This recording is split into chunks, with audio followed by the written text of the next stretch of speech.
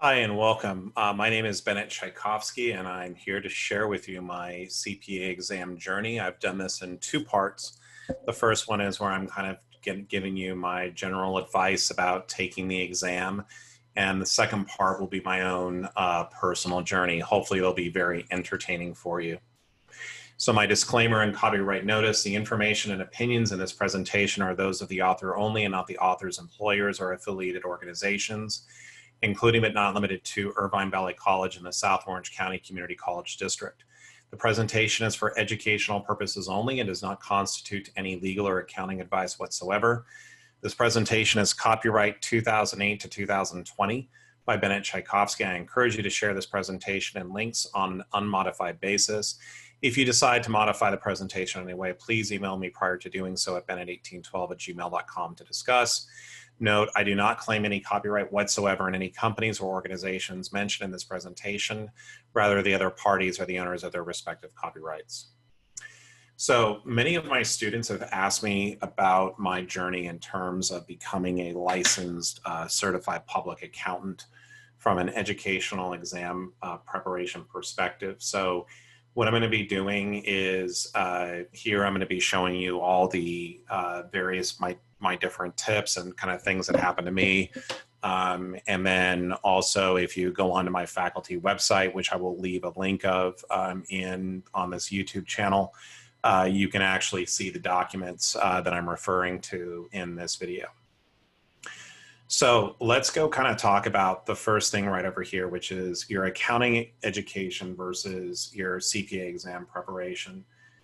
Generally, an accounting course will and should not directly prepare you for the CPA exam. You know, your accounting education should go much more in depth on a lot of various different topics. And just as an example, for my financial, managerial, and intermediate accounting courses, I don't pull questions from the CPA review test banks. Rather, what I'm trying to do is to create problems, basically, so that, you know, in giving you those questions in an exam environment, under a timed exam environment, so that you can basically learn the material and do well under a time pressure. And a lot of times that when you hear about the CPA exam, you kind of say mile wide, inch deep. Generally, for the most part, there are a lot of different items that are covered on the CPA exam. And oftentimes when you're in the classroom, that's when you're going much more in depth. It's like when you hear the term CPA exam review, you're really kind of reviewing your undergraduate education or those courses that you've taken in accounting. The second one here is to take challenging courses. If you're taking an accounting course with an instructor where you can look up the answers on Chegg or some other course hero or something like that, you're really wasting your time. And I say that especially with regards to financial, managerial, or intermediate or cost. Any of these really key core classes, I mean, you're just wasting your time. Just because the reason why you take these accounting classes is so when you get to the CPA exam, you do not have to study as much. So you want to take courses from challenging but fair instructors. And that's really what my advice to you is always going to be when you're going through and doing it. And that's kind of the reason why I write my own questions and I use problem-based questions so that I don't have like those types of issues in terms of doing this. So the next one here is Microsoft Excel. You want to take Microsoft Excel courses, and I've said this a lot in my other videos, but it's really important because the CPA exam is going through and testing more and more on these. So make sure you go through and take Excel.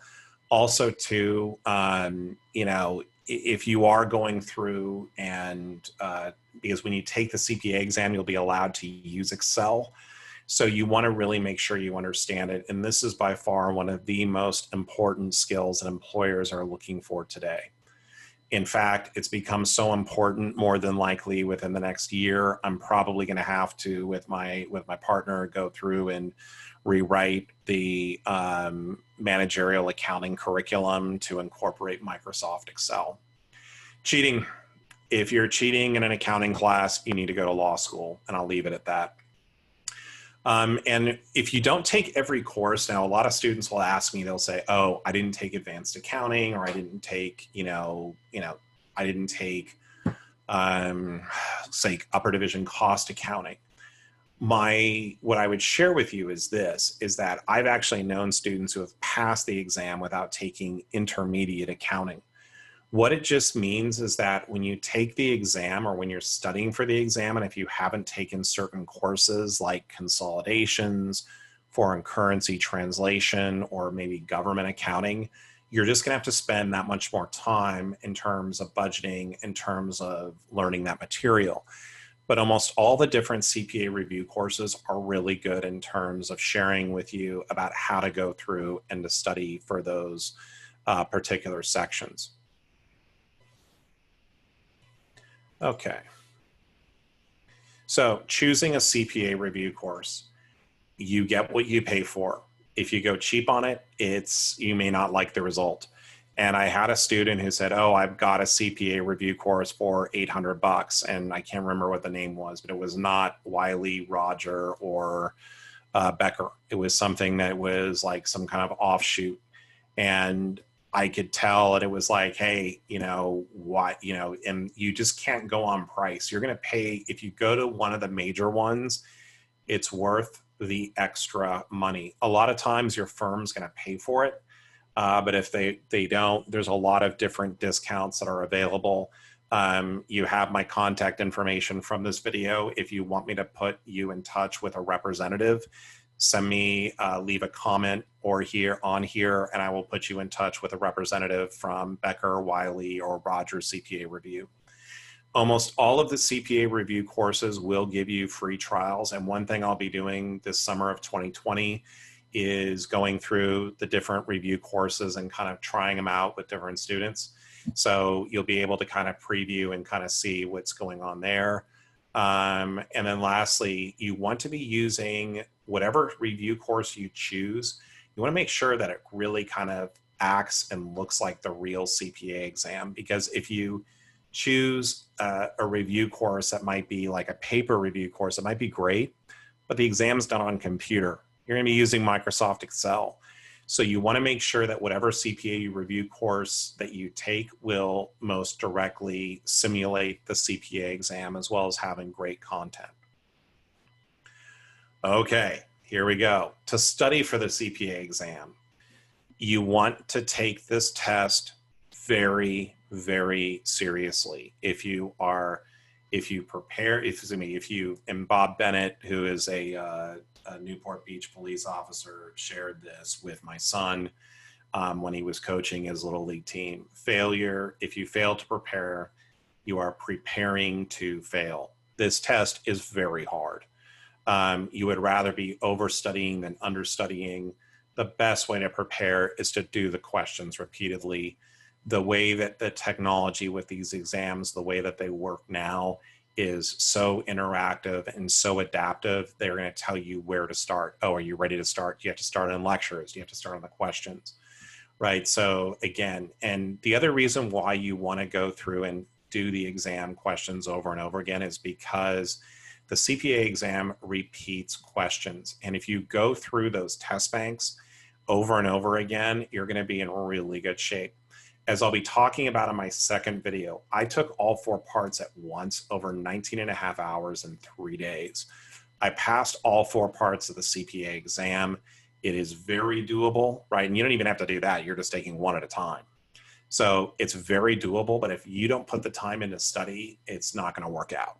So another thing too is that when you're taking the CPA exam, this is point too, is that this exam can be very psychological.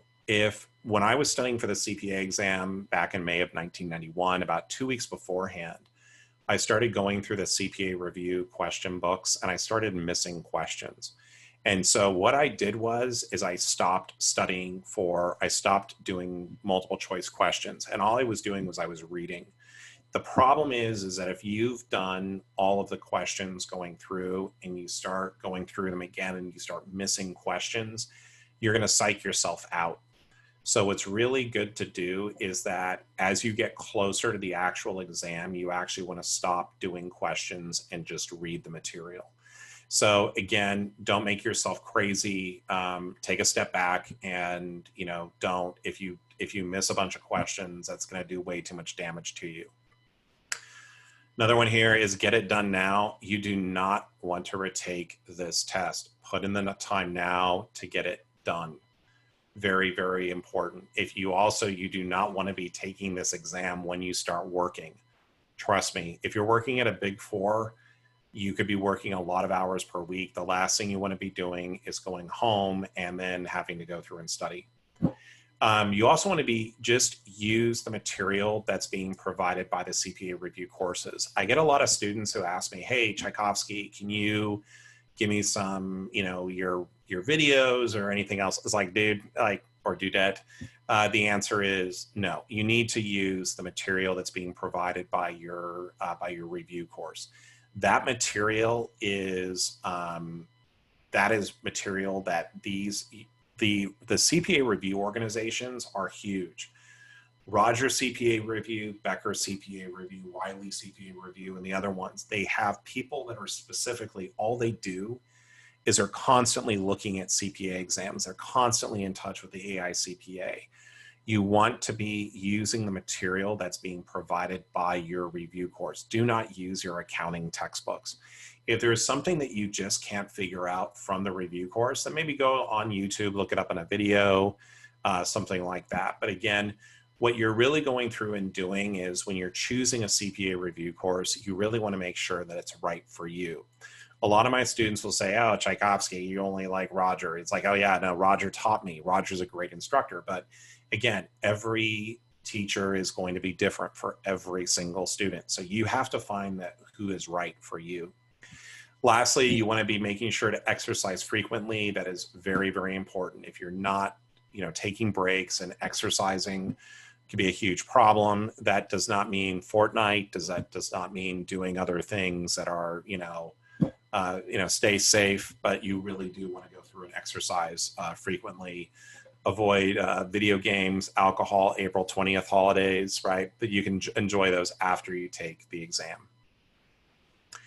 So in terms of taking the CPA exam, scope out the location. If you are going to a Prometric center, drive there. Make sure you have a route. Make sure you get there early, right? Okay, you're not going to rob it. Rather, you're going to take a test in it.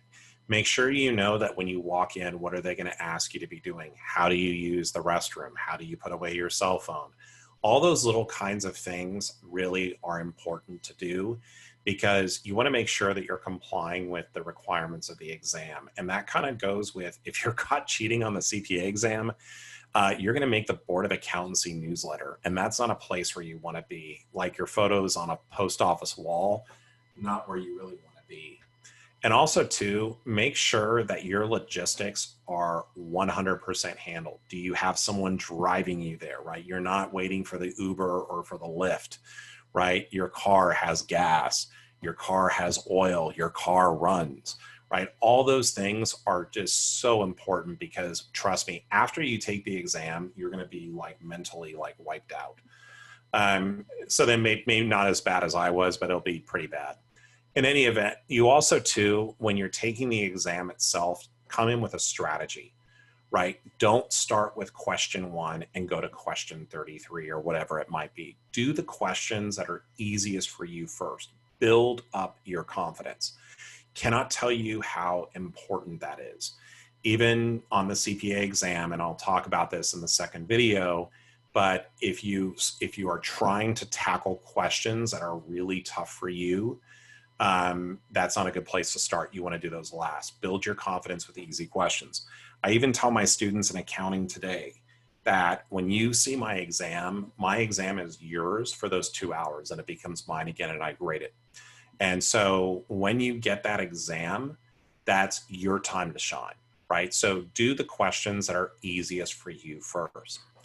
The other thing is too, and again, I'll mention what happened to me on the second video, is that if you don't know something that appears on the exam, and if you've studied, that means everybody hasn't seen it. So therefore, you're in the same boat as everybody else. So again, do everything else first, then do that particular section. Really, really important. The other thing that also too that I forgot to kind of put on there is that you now have like testlets, and then there's different things where understand the whole mechanism in terms of how the exam works, right? Know what you can do, what you can't do, know when you can take breaks. All the CPA exam review courses will go through in terms of helping you do this. The other thing too is here is you can do it, right? My next video that I'm going to be doing right now will be my own personal journey, 19 and a half hours over 3 days, right? I took all 4 parts and passed them all in May of 1991. I was crazy. And, you know, the one thing I will tell you is that if I took all 4 parts and I could take it at once, you can do it. You can pass a part. You can do this. You just have to put the time in to study. Accounting is a skill, and it is about practice and repetition. And if you've taken those challenging courses while you've been in college, you're going to be in great shape. And remember, you don't have to have taken every single accounting class today. But lastly, what I'm going to leave you in the words of is Roger Phillip, who would come up to UC Santa Barbara, and this was during the early months of 1991 when CPA exam review was done in person with live instruction. And he would always say, we want to study, study, study so we can party, party, party. So that's what you want to do, is you want to put in the time to get ready for this class. Get ready for the exam. It is unlike anything else. And as someone who took all 4 parts of the CPA exam, and I also took the California bar exam, I always am asked which one is more challenging, and that answer is going to be the CPA exam. And the reason why is you have to come down to a quantifiable answer. And it's a very hard exam, but it's the profession that you want to be in. You have suffered through all of these accounting courses while you've been in your undergraduate education. Now it's time to put it to work. And just remember that freedom that CPA license will be giving you. You're going to be able to go through and to do anything. You'll be a licensed CPA. So in any event, thank you for watching. Please send any and all comments to me at 1812cpa@gmail.com, or you can just leave a comment here on the YouTube video. Thank you for liking and subscribing, and I will see you on the next video. Have a great one.